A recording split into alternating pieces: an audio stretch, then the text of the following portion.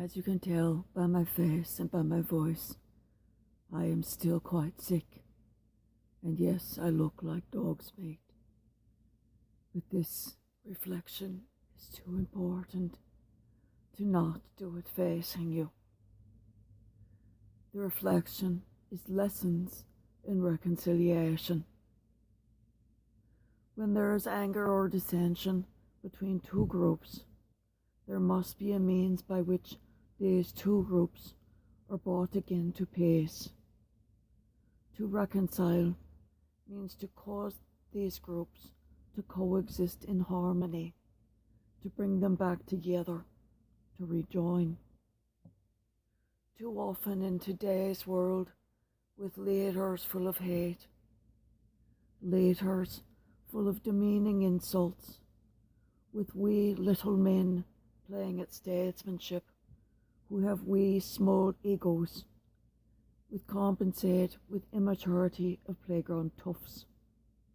I'll get you back for that, and you will hurt so badly it will be sung of for centuries, one says to the other. And similar grudge-holding crap from Iran, Turkey, Russia, Pakistan, Venezuela, Cuba, and the list goes on and on, from one small, insignificant country to another.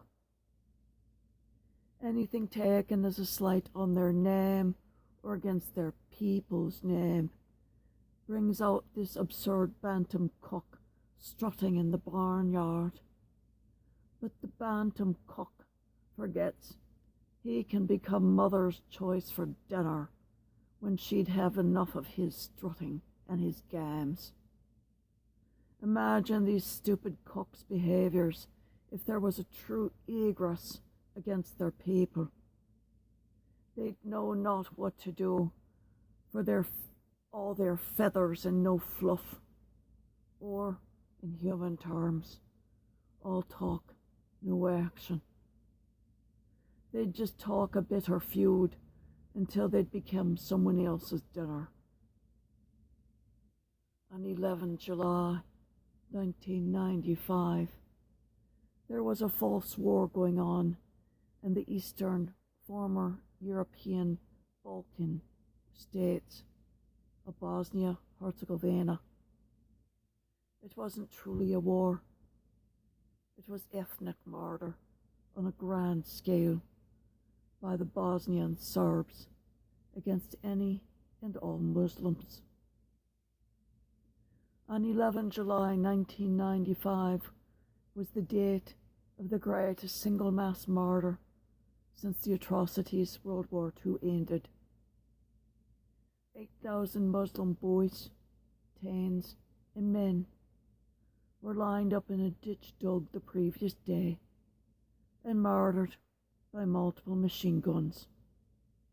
And then the crime and the bodies were hidden as the mass grave was covered over again. In addition, the 25,000 to 40,000 Muslim women and girls and infants of the area were forced marched from the area and refused the right to return in a process called ethnic cleansing. This was Srebrenica in Bosnia-Herzegovina. 27 of the killers that ordered the murders and carried some of them out have been brought to trial in order to serve in excess of 573 years. But though they have admitted the murders, some, we were following orders. None has ever spoken or written a single word of apology. Despite the lack of apology, despite knowing where the families of the killers live, where the other 450 plus culpable individuals live in the community today, right next door to those whose brothers, fathers, and children they helped to kill that night, or those they drove out the rest of the women and children. The Grand Mufti proudly notes that there has never been a single act of vengeance against any of the perpetrators or their families. The Grand Mufti said today, reconciliation is necessary for us to live in this our cities, this our countries, our world. If our communities can do it, every community can.